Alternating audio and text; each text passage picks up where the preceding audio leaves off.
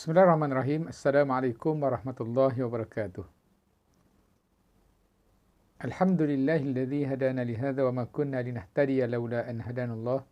Asyhadu an la ilaha illallah wa asyhadu anna Muhammadan abduhu wa rasuluh. Allahumma salli wa sallim wa barik ala sayyidina Muhammadin wa ala alihi wa ashabihi wa man tabi'ahum bi ihsanin ila yaumiddin. Subhanaka la ilma lana illa ma 'allamtana innaka antal alimul hakim. Rabbi syrah li sadri wa yassir li amri wahlul 'uqdatam min lisani yafqahu qawli, amma ba'd. Muslimin dan muslimat rahimakumullah, alhamdulillah. Syukur kepada Allah kerana pada kali ini kita dapat kembali bersama untuk kita menyambung perbincangan berkenaan dengan hadis-hadis Nabi sallallahu alaihi wasallam berdasarkan kepada kitab 40 hadis peristiwa akhir zaman. Pada kali ini kita menyambung membincangkan hadis yang kelima yang diletakkan tajuk oleh pengarang atau penyusun kitab ini, iaitu umat Islam mengikuti langkah-langkah Yahudi dan Nasrani. Saya bacakan hadisnya. An Abi Sa'idin al-Khudri radhiyallahu anhu qala qala Rasulullah sallallahu alaihi wasallam la tattabi'unna sunan alladhina min qablikum shibran bi shibrin wa dhira'an bi dhira'in hatta law dakhalu fi juhra dabbin lattaba'tumuhum. Qulna ya Rasulullah al-yahud wan nasara, qala faman. Ya. Jadi hadis ini riwayat Imam Muslim. Maksudnya daripada Abu Sa'id Al-Khudri radhiyallahu anhu, beliau berkata, Rasulullah SAW bersabda, kamu akan mengikuti langkah-langkah umat sebelum kamu. Ya. Shibran bi shibrin, sejengkal demi sejengkal. Wa dhira'an bi dhira'in, kemudian kamu akan ikut mereka sehasta demi sehasta. Mana lebih banyak ataupun lebih laju mengikut jejak langkah umat ataupun orang sebelum daripada kita, umat yang terdahulu. Hatta law dakhalu juhra rabbin lattaba'tumuhum, sehingga kalau mereka masuk ke dalam lubang biawak, kamu akan ikut mereka. Ya. Lalu di kalangan sahabat mereka bertanya, wahai Rasulullah, adakah yang kamu masukkan umat terdahulu yang akan menjadi ikutan kepada umat Islam ini, al-Yahud wan Nasara, Yahudi dan Nasrani? Lalu Nabi menjawab, siapa lagi ya kalau bukan mereka? Muslimin dan muslimat rahimakumullah. Jadi sebenarnya hadis ini adalah merupakan suatu peringatan yang penting daripada Nabi sallallahu alaihi wasallam kepada kita, iaitu peringatan bahawa umat Islam akan mengikuti jejak langkah gaya hidup Yahudi dan Nasrani, sama ada dalam urusan yang kecil ataupun dalam urusan yang besar, yang berkait dengan apa yang telah dijelaskan oleh Allah dalam agama ni. Sehingga kadang-kadang termasuk dalam perkara-perkara yang tak masuk akal, itu pun hendak dituruti, hendak diikuti oleh umat Islam. Sehingga Nabi menyifatkan, menggambarkan dalam hadis ni, jika ada sekiranya golongan Yahudi itu mereka masuk ke dalam lubang biawak sekalipun, maka akan diikuti oleh umat Islam. Sedangkan tak sepatutnya begitu. Kita tahulah lubang biawak dengan kotornya, keadaan dengan sempitnya lubang tersebut. Tapi Nabi beri peringatan bahawa akan ada juga di kalangan umat Islam yang terus mengikut mereka, mana melakukan perkara-perkara yang tak sepatutnya, yang sekiranya difikirkan secara waras, tidak sepatutnya diikuti. Bahkan kalau kita lihat, bukan sahaja tidak sesuai untuk umat Islam, tak dibenarkan Islam, bahkan ianya suatu yang ditolak oleh fitrah manusia itu sendiri. Dan kita melihat hari ini apa yang disebut oleh Nabi SAW ini dan merupakan suatu kebimbangan kepada umat telah berlaku. Ya, kalau kita lihat ramai di kalangan umat Islam yang hilang pegangan hidup. Mereka suka meniru gaya hidup barat, gaya hidup Yahudi, Nasrani. Sama ada apa yang mereka ikuti itu dalam keadaan mereka sedar ataupun tidak. Ada yang memang sengaja, walaupun mengetahui ini adalah merupakan satu agenda Yahudi untuk menjauhkan umat Islam daripada agama, mereka ikut. Bahkan mereka memperjuangkannya. Dan sebahagiannya mengikut secara tidak sedar. Akibat daripada kelemahan, kejahilan yang ada pada umat Islam itu sendiri. Jadi, ramai di kalangan umat Islam yang terperangkap dengan muslihat, dengan perancangan musuh ini.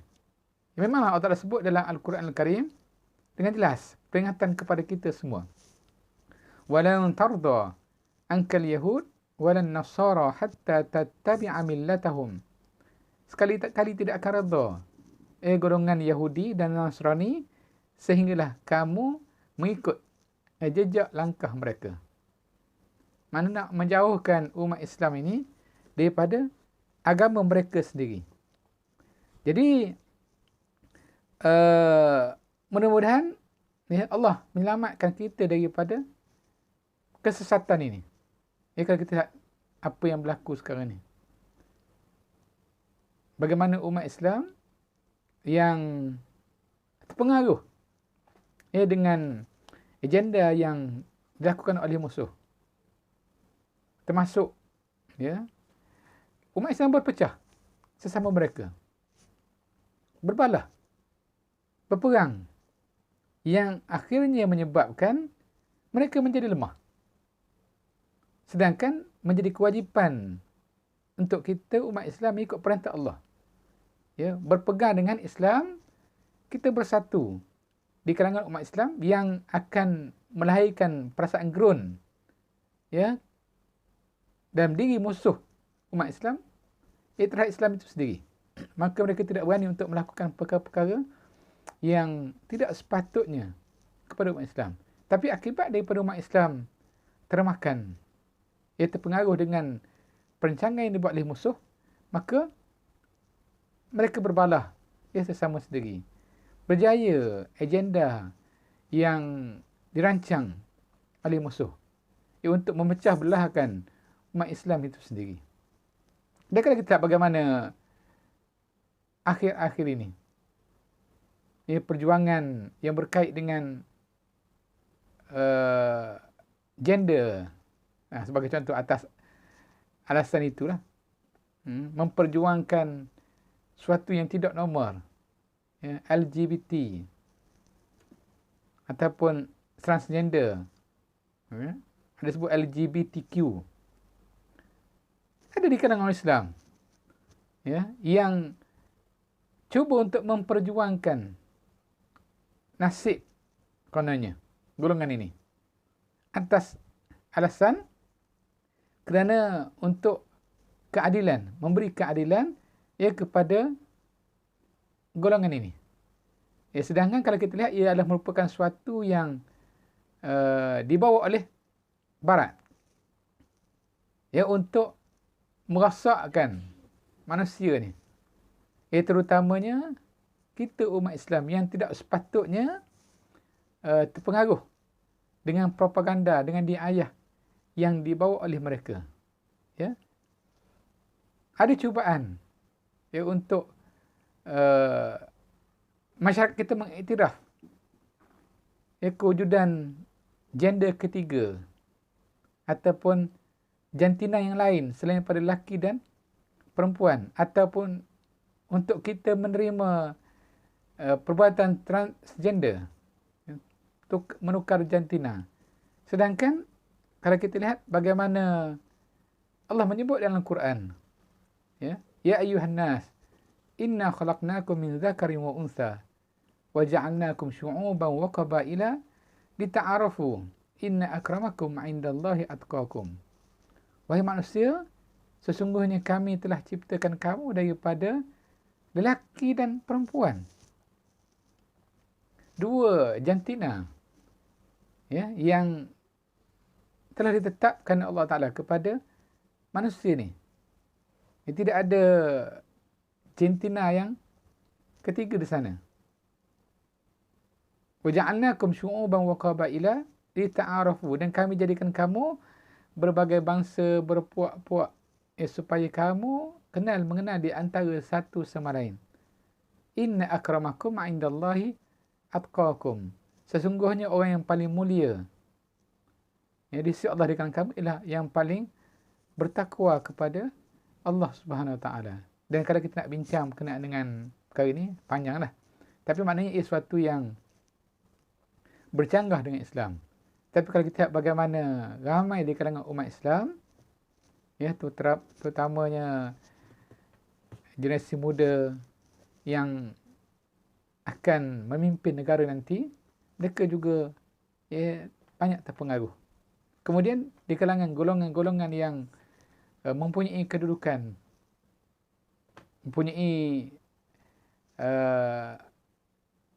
dipandang tinggi oleh masyarakat, ada juga di kalangan mereka yang berfikiran tak sebagaimana yang dikendaki oleh Islam, sehingga ada usaha ke arah untuk mengiktiraf LGBT ni sebagaimana yang berlaku di Barat. Sedangkan bagi kita telah ada di sana panduan daripada Al-Quran dan juga hadis-hadis Nabi sallallahu alaihi wasallam. Moga-moga Allah menyelamatkan kita dan Allah menetapkan umat Islam untuk terus berpegang dengan ajaran yang terdapat dalam Al-Quran dan hadis Nabi sallallahu alaihi wasallam. Kerana itu untuk kali ini, mudah-mudahan ada kebaikan untuk kita bersama. Wallahu a'lam. Assalamualaikum warahmatullahi wabarakatuh.